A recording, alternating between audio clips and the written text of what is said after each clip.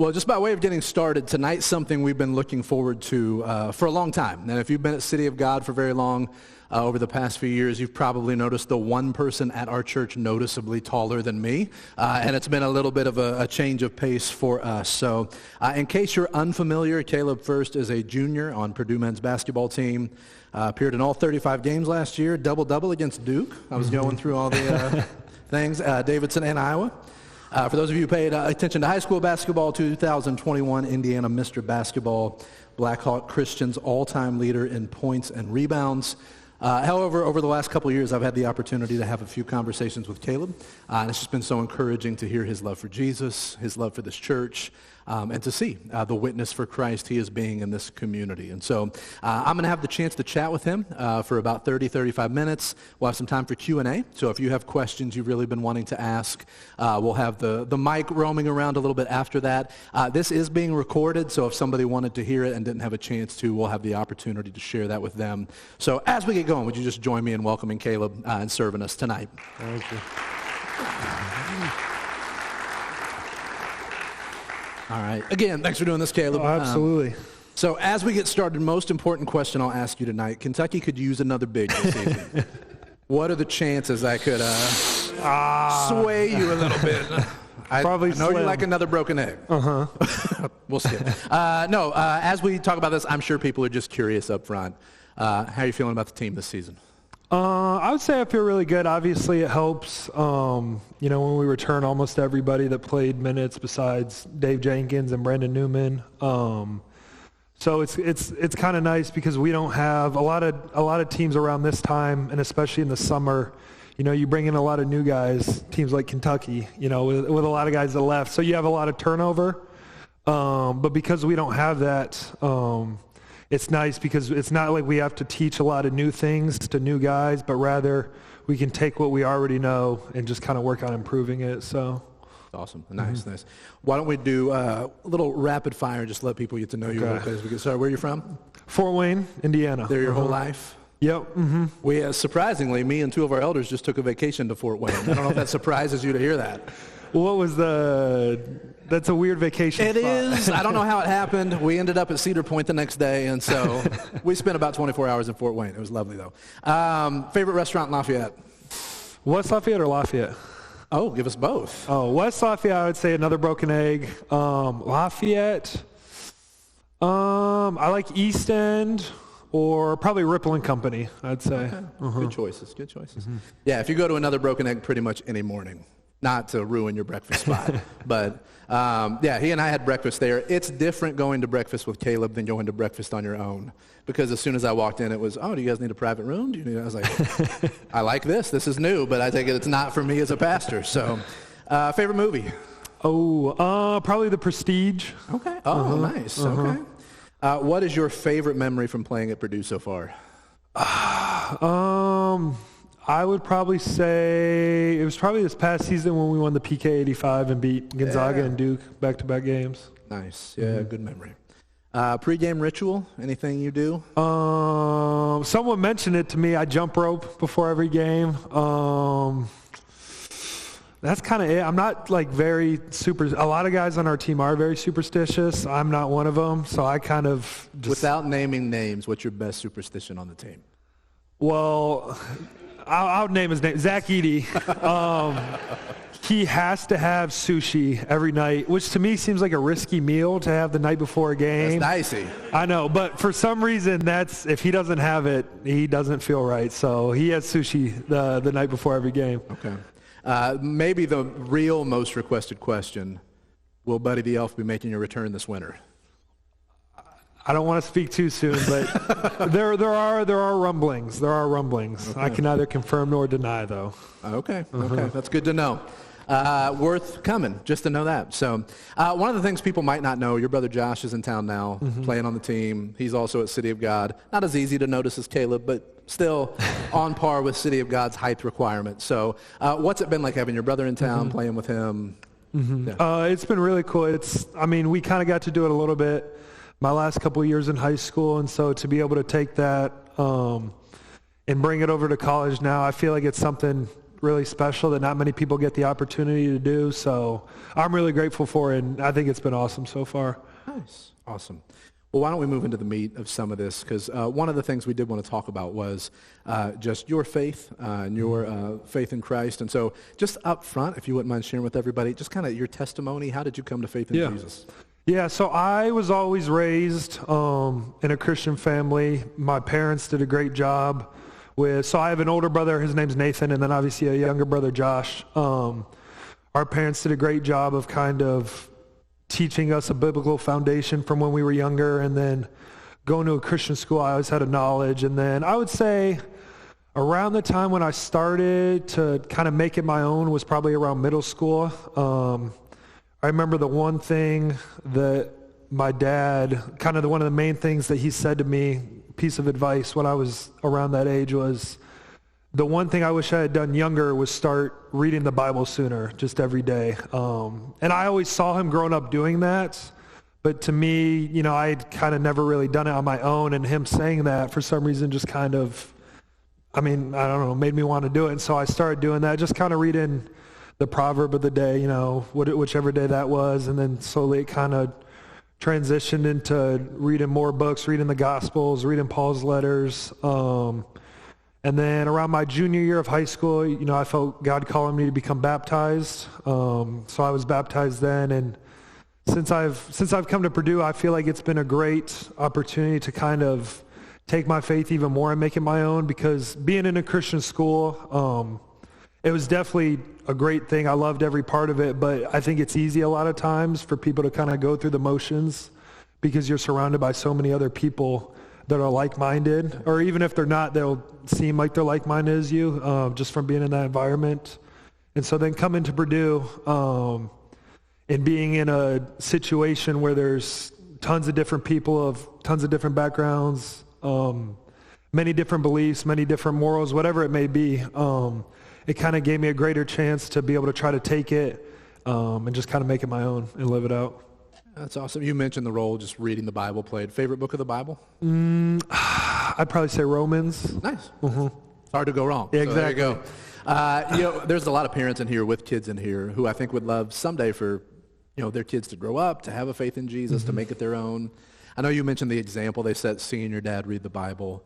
Were there any things in particular they did that were really helpful in just kind of fostering that love for Jesus in you? Yeah, I would say that. About when I was younger, it was probably about once a week we would sit down and have family devotions together that my dad would lead. When we were younger, it started with kind of like biblical-centered books, and then as we kind of grew older, it was like reading a chapter of the Bible. So I remember going through, I want to say, the book of Luke together as a family, and then maybe Philippians as well, and then there were a couple others. So that was kind of the main thing, and then kind of like I said, seeing my dad read the Bible all the time.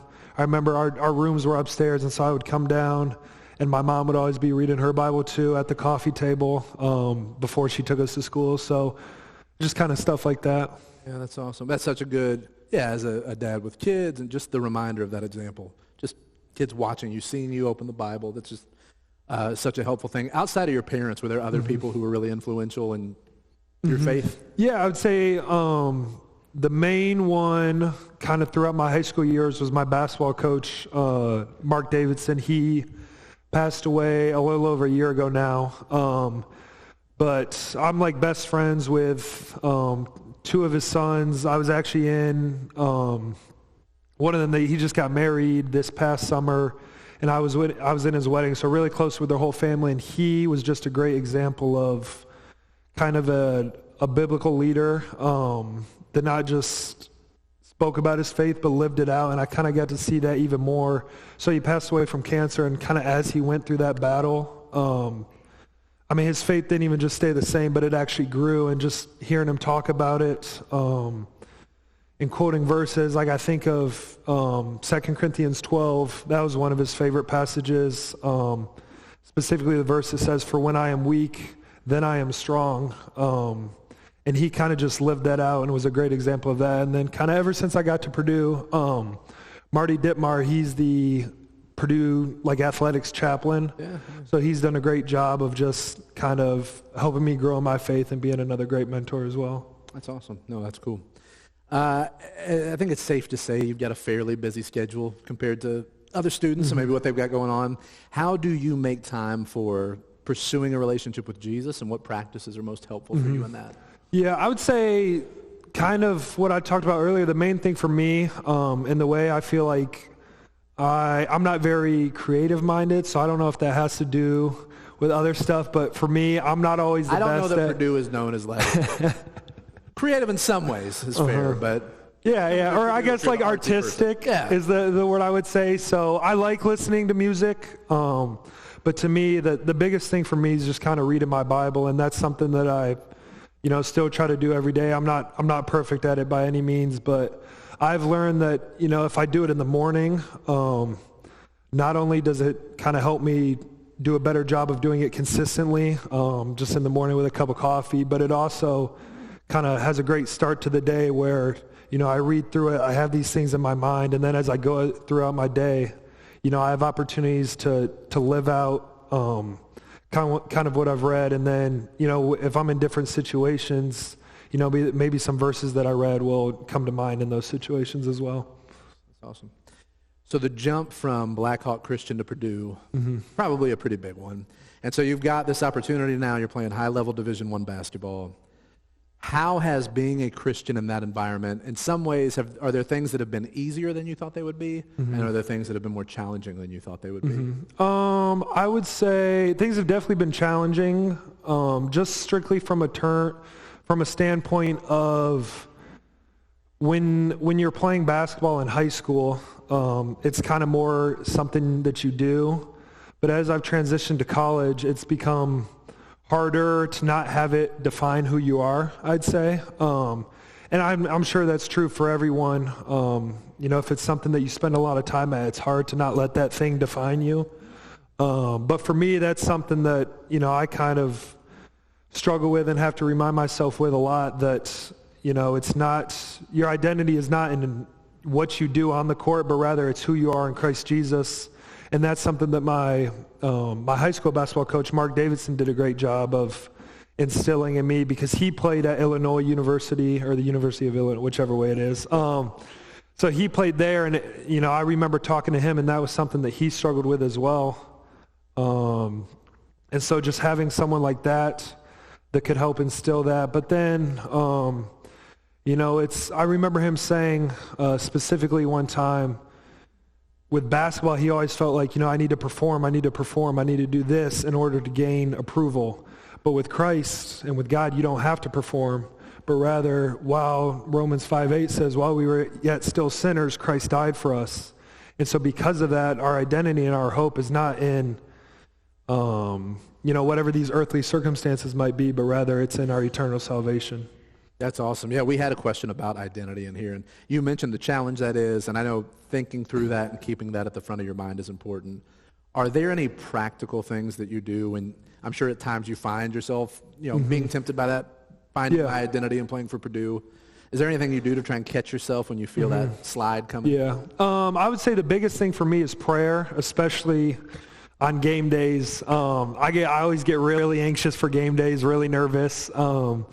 Especially if it's like a later game, like sometimes we have 9 p.m. games, and those just suck because I still want to play them, obviously, but it's hard because you're just thinking about it the whole day versus if you have like a noon game, you kind of wake up, warm up, and then just go out and play. So for me, prayer has become a much bigger part of my life, and I think when I was younger, I used to always think, when you pray, you have to close your eyes, put your hands together, and spend all this time. But for me, it's just, in the middle of games, whether, if I'm about to check in, just praying to the Lord and saying, I surrender however long these next 5 minutes, however long I'm in the game for, to you. And just kind of praying throughout the game. That's been a big thing for me as well, just trying to surrender each and every moment to him, because at the end of the day, he's the one that's in control. Awesome. In a town the size of West Lafayette, it's big, it's not huge. I'm sure it's easy for people to put you on a pedestal, to look at you a little differently. What has it been like trying to live for Jesus, some ways in the public eye? Do you feel the pressure of that, of just people always watching you? Yeah, I think it's tough for sure, but it's also a great accountability partner, if you would. my dad, he would always say, more is caught than taught.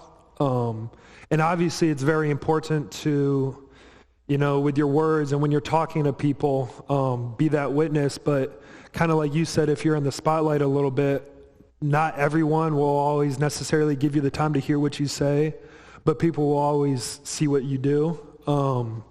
So for me, that's been something that, has kind of become more prevalent to me and something that I've, kind of had to focus on more as I've gotten here. That's awesome. One of the things that's always impressed me about you, and not to reopen old wounds, I think it's safe to say your last 2 seasons probably haven't ended how you've wanted.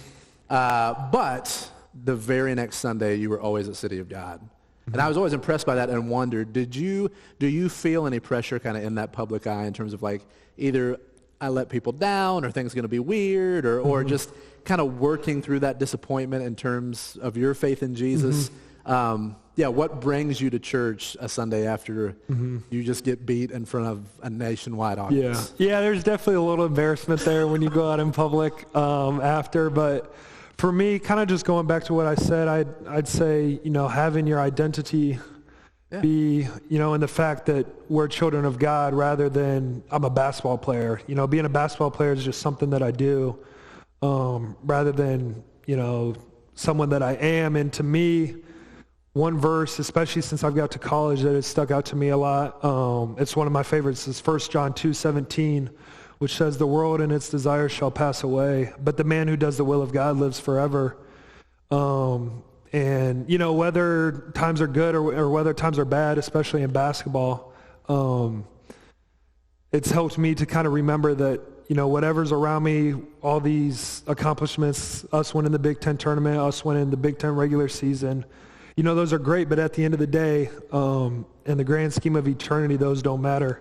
And as bad as it may sound, in the grand scheme of eternity, us losing to St. Peter's and FDU has no bearing over it either. Kentucky did too, so don't. So exactly. We're in the same boat there. Exactly. Right? That's kind of our fault. So sorry about that. But but when for me, just kind of focusing on that and allowing that to be kind of what drives my life has really helped me in that way. You mentioned, people won't always may not listen to your message, but you can set an example in your faith in Christ. Are there some things you've intentionally tried to do, knowing people are watching, knowing you want to be that Christ-like example? What kind of things do you have in mind as like, these are the kinds of things I want to do for people or around people to show them that faith in Christ that I have? Yeah. Are you talking about like on the basketball court or? Whatever you want to do, okay. I would say one that comes to mind, and I'm by no means perfect at it, but is just kind of body language on the basketball court. It's not, I never really experienced it in high school, even in travel basketball and stuff. But kind of as I got here, I had good games where I would play a lot. And then my freshman year, I think there were 2 or 3 games where I just didn't play at all. And I had never experienced that before. It's hard not to just sit on the bench and be all pouty. But kind of going back to my high school coach, I remember he would say, whatever your role is, whatever you're given, do that role as best as you can and do it with joy. One of his favorite verses was Colossians 3:23. Whatever you do, work at it with all your heart as though working for the Lord, not for men. And so just trying to remind myself of that, whether I'm playing 25, 30 minutes a game, I do that for the Lord, or if I'm sitting on the bench and just giving out high fives and cheering on my team, I can do that for the Lord as well. Yeah. Oh, that's good. What's your plans after? I mean, I'm sure there's an ideal plan, or what's a couple things you're thinking you might like? What will life look like after Purdue? So I definitely want to play or pursue playing professional basketball. And then that would be like the main thing. That's kind of like that's always kind of been my main dream, main goal. But then I also want to go to med school, so I'm in pre-med right now. I'm thinking maybe like emergency. It's a long ways off, but I'm thinking maybe like emergency medicine. That's always been kind of like my 2. If I'd put it, I'd say like playing professional basketball here and like being a doctor right beneath it. So those are kind of like the 2 main things. I don't know if either of them will happen, but those, if I had to choose. Nice. Is there anything in particular you're really looking forward to this season? I would say just kind of going out and getting another crack at it. I think going back to our loss to FDU, I think all of us knew that, we were better than how we played and that we should have gone farther. And it's hard not to dwell on it, but I feel like there's a certain amount of allowing that to kind of drive you forward and want to change how it went the past time into this new time. So just kind of going out and have another shot at it, I'd say. We've got one more question for this part of it. Ryan Farrell, one of our elders, is going to be walking around with a mic. So if you have questions, be thinking of it and just throw your hand up and we'll run one out to you. As a member of this church, kind of in the public eye with everything you've got going on, I think it'd be good for all of us to just hear, how can we be praying for you this season? Mm-hmm. I would say more than anything, just that kind of as I go throughout the season, I feel like I start high and then kind of end low, just from the length of it. So I'd say just for joy and encouragement throughout it all, obviously, for health and all those things as well. But then also that, I could just continue to try to be a witness as best I can to others on the team. That's awesome. We can definitely be doing that. And if you've got a question you'd like to ask Caleb, just throw your hand up, and Ryan will run out to you. Ryan, I think your son has a question. Is this on? Oh, yeah, it is. Why are you so good at basketball? I'd say being tall definitely helps. That's probably a big part. And then I guess I just, kind of started playing at a young age and fell in love with it. And so then because of that, I obviously wanted to put more time into it and just kind of compounding those things. I was going to say, we do have a lot of kids here, which we're glad to have you guys here, who I'm sure would like to be in your spot one day. Mm-hmm. Any advice for them just in terms of, I saw some nods, yes, as I said that. So any advice for them with where they're at right now? I would say more than anything, kind of obviously work hard at it, but just have fun with it. That's something that I kind of forget. And I think a lot of people in our shoes that are kind of at our level forget that at the end of the day, the reason that we all started playing basketball was because it was fun, first and foremost. And a lot of times it's easy to forget that. So just have fun. Caleb, thank you for coming. We really appreciate it. Question. You've seen people fall when they develop pride, and pride is a thing that can often come, and I think it's been poked at several times. How do you keep pride away? What do you do to stay humble? Mm-hmm. I would say a verse that comes to mind that kind of goes along with that. I forget. I want to say it's Proverbs 21. I'm not certain. Don't quote me on the reference, but it's, it says, the crucible for silver and the furnace for gold, but man is tested by the praise he receives. So I think it kind of goes back to what I've said about knowing that our identity is ultimately in who we are in Christ. So it's easier to listen to people when they're telling you good things. If you have a great game, if you're winning, obviously everyone's saying great things about the team, and everyone on the team wants to listen to them. And then when you lose, maybe you get some negative comments here and there and you don't want to listen to it anymore. But I would say just being even-keeled always, never getting too high or never getting too low. And then ultimately, kind of like I said, just knowing that your identity is not in what you do or what other people say, but rather who you are in Christ. Something you just said, this is probably a little different than some people's experience, but again, you're playing kind of public stage, social media age. Mm-hmm. Do you catch a lot of, bad game? Do you catch a lot of heat? And how do you handle those comments coming from people maybe you don't know, and it's just going to be this drain on you? Yeah, it's definitely tough. I mean, I don't catch nearly as much as like Zach Edey would. He probably catches the brunt of it for our team, but no, it's definitely hard kind of not to listen to it. But our coaches do a great job of kind of, helping us stay focused in the moment and kind of just helping remind us that, it's about us who are in the room rather than everyone on the outside.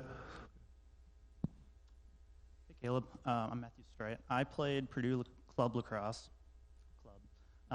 for 4 years, and my biggest regret was not hanging out with my teammates outside of practice because I didn't want to associate with their partying, drinking, everything that comes with that. Until my senior year, when I realized I missed out on so many opportunities to be a light to my teammates, to form better relationships that could lead to gospel-centered conversations. So my question is, what are you doing to just be a light to your teammates? Yeah, so we, I'd say like the first thing that comes to mind, so we have FCA at Purdue. Yeah. That's Marty Dittmar, the guy I mentioned earlier. He's like the head over all of it. You know, and I've tried to become real involved with that, and just, you know, every week inviting guys to that, you know, just reminding everyone in like our team group chat, or, you know, asking people to come with me. And, you know, I've gotten a few guys to come with me. Most of the guys say no, but, you know, just kind of being persuasive in that. And then I would say just also, you know, when you're outside of an environment like that, like outside of FCA, like if I'm on the basketball court, still continuing to live out my faith in the same way that I would in a room full of believers. I know a lot of us that saw your elf video last Christmas time. Thought it was one of the funniest things. Whose idea was that? And by chance, did Will Ferrell reach out with any comments to you after all that was done? Will Ferrell did not reach out, unfortunately. But it was our SID's idea. His name's Chris Foreman. He's kind of like the head over all our social media stuff. So he kind of reached out to me. He actually reached out to me, I want to say my freshman year, and was like, would you, because for background, a lot of people said that I reminded them of Will Ferrell. So he got this idea, and he reached out to me like my freshman year about it, and was like, would you want to do this next year? And I was like, in the moment, I didn't think he was serious. So I was like, oh, yeah, absolutely, I'd love to. And then kind of around October of last year, when they were like all planning it, he showed me like the outfit with like the yellow tights and the shoes and everything, and I was like, oh, I'm assuming that was a custom-made yes, outfit. Okay, yeah. Just don't pull that off the rack. So, yeah. But yeah, so I was like, oh, you guys are like actually serious about this. So then it just kind of went from there. But it was easy for me. They were the masterminds behind all of it. Just told me what I needed to say, what I needed to do, and then it was my job just to kind of obey their orders. So. Yeah. Was that easy for you? Are you naturally outgoing like that? Or was that a stretch? Not really. I'm much more introverted naturally, but it kind of helped. The first couple scenes were a little, you know, it took maybe 3 or 4 takes, and then kind of once I got in maybe it was the Christmas spirit. Once I got in the Christmas spirit. Once you got in character, you. Once I got in character, it kind of came more naturally, and then it was smooth sailing from there. Good. Why do you like basketball? Well, I guess the first reason I would say it kind of helps that I'm decent at it, so that helps a little bit for sure. But I would say, I think, in my opinion, it's the best mix of a sport having skill and athleticism. Like I would say football, and I might be speaking out of ignorance here, but football, I would say, is almost entirely athleticism versus golf is almost entirely skill. So that's why I don't like either, because, like, you know, I'm not the greatest athlete and I'm terrible at golf. But I feel like basketball is a good mix somewhere in the middle where, you know, it definitely takes athleticism, but it definitely takes a lot of skill as well. Did you play any other sports growing up? Baseball. I played that until 6th grade, or maybe through 6th grade. So you were quite the first baseman. Yes. When I was younger, and then when I got a little bit older, they stuck me in right field, and yeah, I don't want to break your heart. That's usually not a great sign. I was going to say, I found out real quick that's where they put the players that aren't as good. So I was like, it's about time to be done with this. Anybody else? Just curious, do you have any influences, whether they're professional, current, or former basketball players that you sort of admire for their faith and the way they kind of carry that through athletics? I guess I hate to keep going back to it, but I guess I would say my coach, my high school coach, Mark Davidson, like I said, he played at Illinois, so he was in a similar situation, playing in the Big Ten, and he talked to me a lot about how he struggled. He was at Illinois for 2 years, I want to say, and then he transferred to Trinity International, and then he ended up playing overseas in France for 9 or 10 years or something like that. So, it was awesome to have a coach like that in high school who had been through what I'm currently going through now and who knew about all of it before I ever went through it, to kind of help prepare me for it and to just be a light and an influence in that way. So I would say him. If I had to say like one that currently plays, I guess he doesn't play either anymore, but Tim Tebow's also someone that I've always thought it's awesome just the way that he lives out his faith unapologetically for all. Couple more minutes. Anybody? Yeah. Elder Craig. So you mentioned, like here on campus, how you can kind of be a witness and a light to your teammates. Do you have connections at other colleges, people you play against that also are in a similar position? They're trying to be that same light that you can support each other? Like people that are playing like college sports as well. There's a secret group of Christians that you guys all know about each other on other teams. I hate to say it, but there's none that come to mind like immediately. So yeah. I'm hustling. Just for Caleb.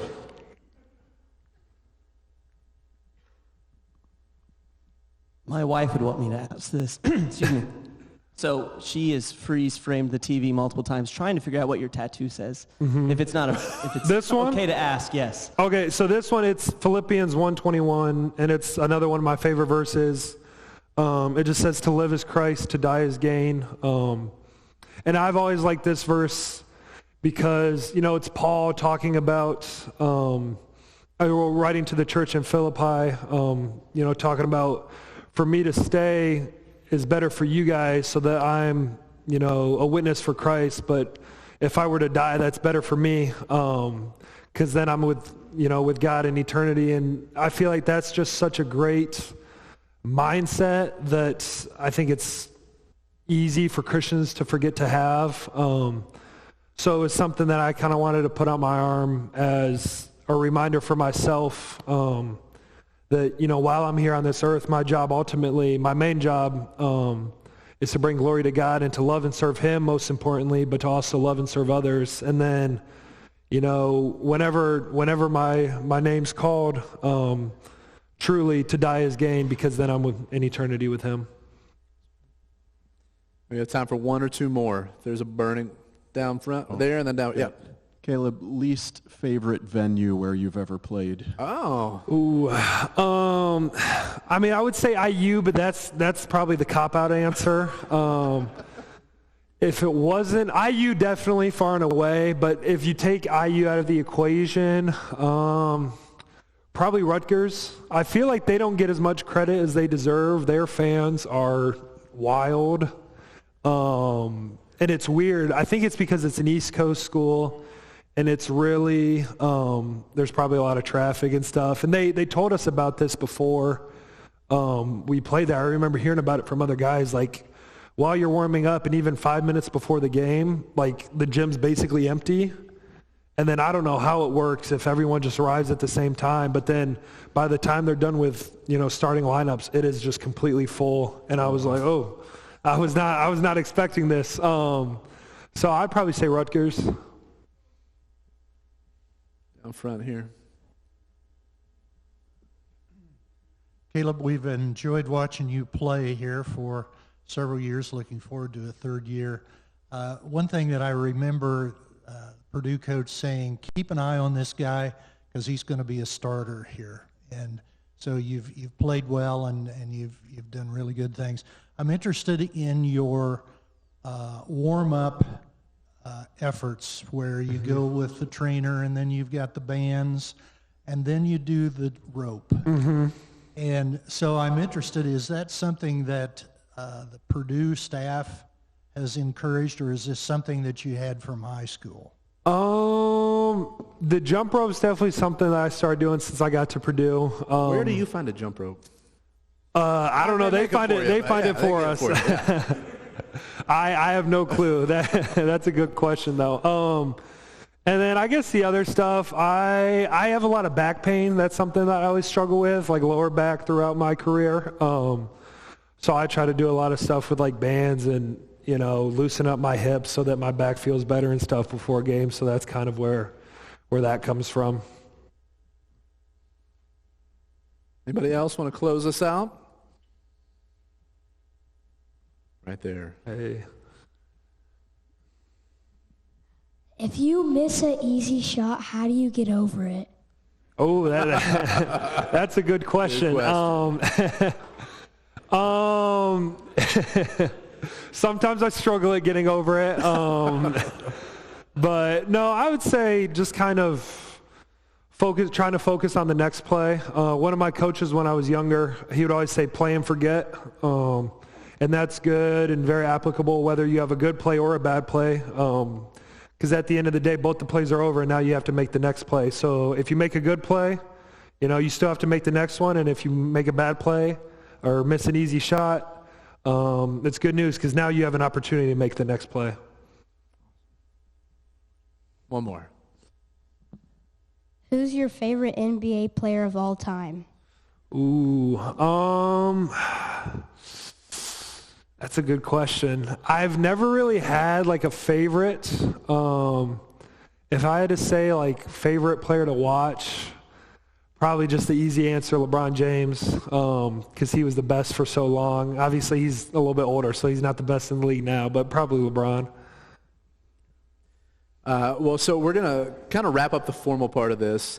Caleb has said he's got some time. He's going to stick around if any kids or grown men, whoever want pictures or just want to say hey or want to encourage him, whatever you want to do. So he is willing to stick around. Caleb, thank you for doing this. Thank you. And just so you know, I mean this, you are an encouragement to me even when we're at home and see you on the TV, and just that reminder that, you are, it's on your arm, living for Christ and the example you've set. For all of us, older and younger than you, of following Jesus and not letting this become your identity. And so thank you for the encouragement you've been to me, as I said. And would you join me in thanking Caleb for his time tonight? Thank you.